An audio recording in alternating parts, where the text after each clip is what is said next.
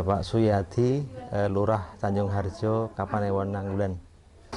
Jumlah pengrajin serat alam di Kelurahan Tanjung Harjo, menurut data kependudukan kami kan ada sekitar 4.700 warga. Jadi yang sebagai pengrajin di Kelurahan Tanjung Harjo yaitu sekitar 3.000 orang, karena kalau diambil per kakak kan kakaknya ada 1.500, kemudian kalikan 2 1.500, jadi 3.000 orang sebagai pengrajin di Kelurahan Tanjung Harjo. Di Tanjung Harjo ada paguyuban pengrajin, yaitu sekitar 30 pengrajin yang ada di Tanjung Harjo. Kalau namanya saya lupa, tapi sebagai pengurusnya itu adalah Pak Mantan Lurah Kelurahan Tanjung Harjo, Pak Tukimin HS. Untuk hasilnya ada juga yang dijual secara lokal, ada yang sampai ke Bali dan sebagainya, tapi ada juga yang dijual ekspor seperti itu. Untuk pengrajin-pengrajin itu beberapa banyak yang jual ekspor seperti itu.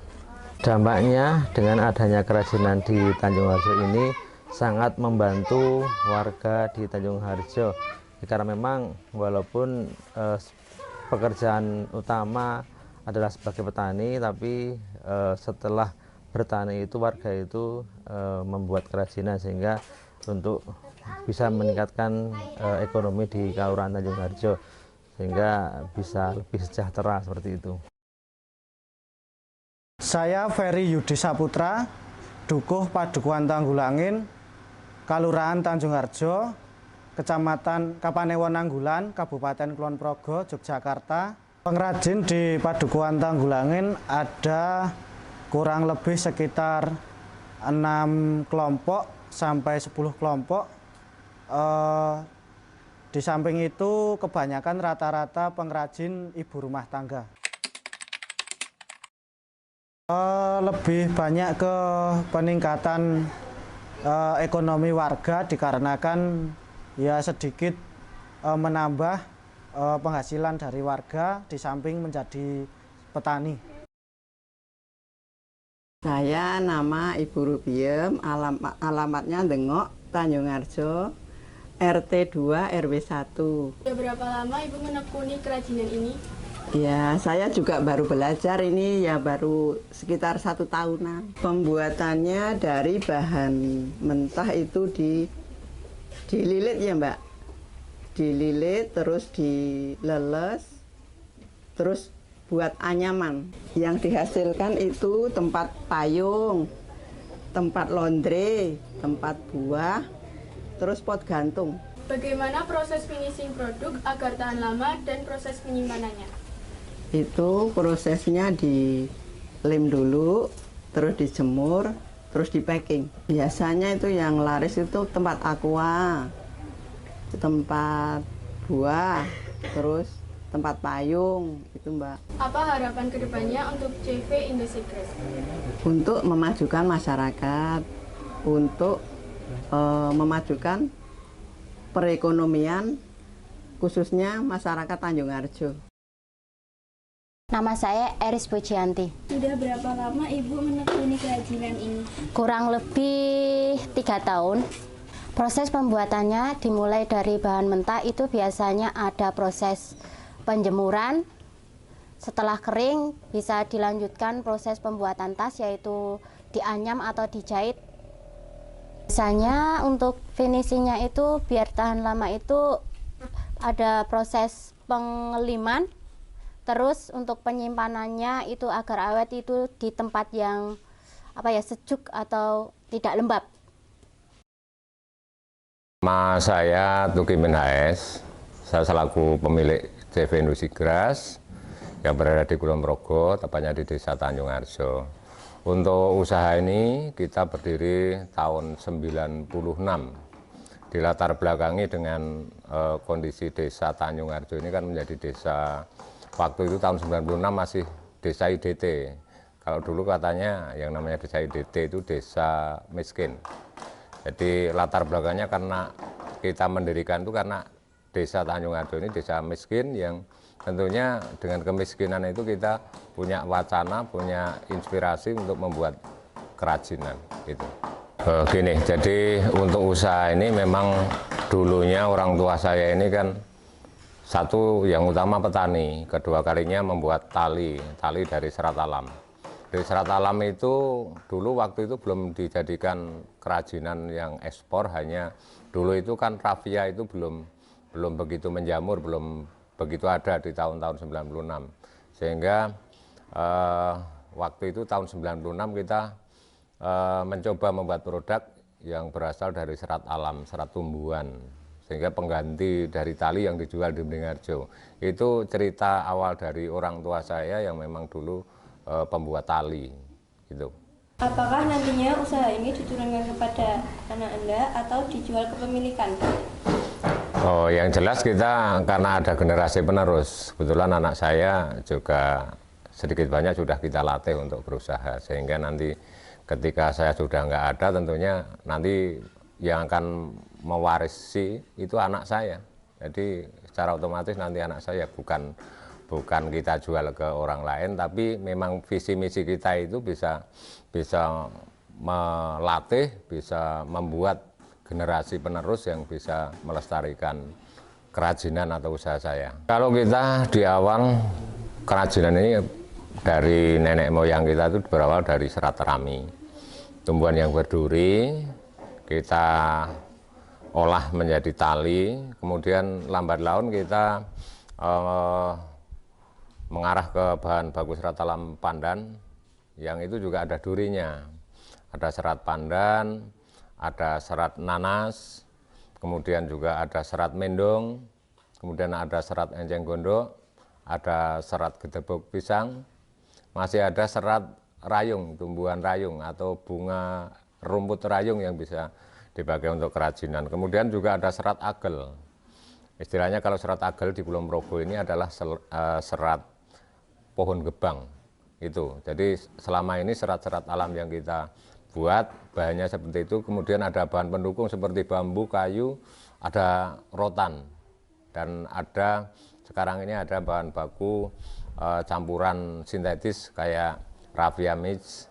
Kemudian ada bahan kerangka besi. Untuk produk selama ini kita ada produk krap, ada produk furniture. Kemudian produk furniture meliputi ada kursi, ada bentuk rak, kemudian untuk produk interior juga ada karpet, kemudian ada bentuk-bentuk hiasan dinding, kemudian ada mirror, ada wall decor, kemudian ada kap lampu, ada yang bentuk kerap itu ada bentuk basket, ada tas, ada mini basket, ada mini box atau sekarang ini yang tren dengan nama mini lole, kemudian ada vas-vas bunga dan yang lain. Banyak sekali, kalau dihitung di sini macamnya lebih dari 100 item produk.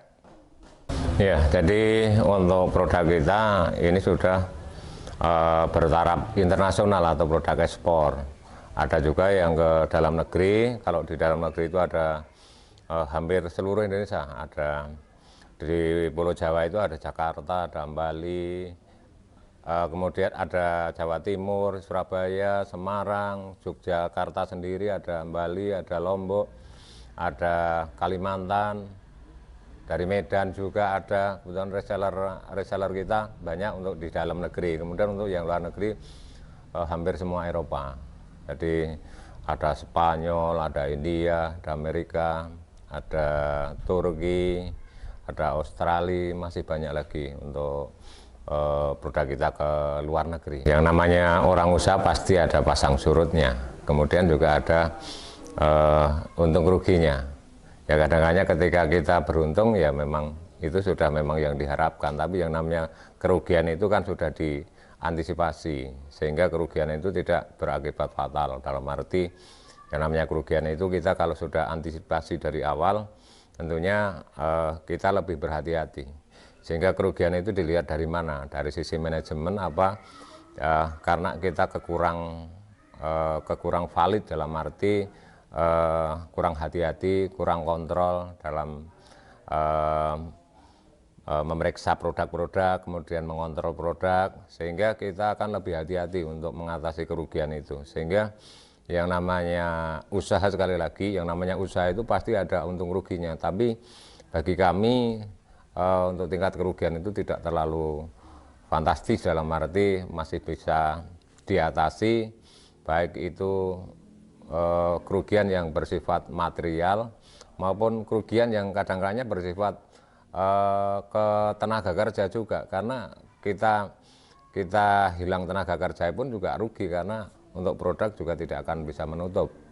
Itu langkah-langkah kita, sehingga kita bagaimana untuk tenaga kerja bisa nyaman, produk juga lebih baik, fungsi kontrol juga lebih baik. Harapan kita ke depan yang namanya usaha itu, di samping bisa membuat sejahtera keluarga, kedua kalinya bagaimana usaha itu bisa bermanfaat untuk lingkungan, bisa untuk orang lain, bisa bermanfaat bagi generasi penerus, karena kita kebetulan pemberdayaan itu tidak hanya di sekitar kita, tapi kan kebetulan di sini itu ada pelatihan-pelatihan dari berbagai provinsi, kabupaten, sehingga itu adalah salah satu dari harapan kami.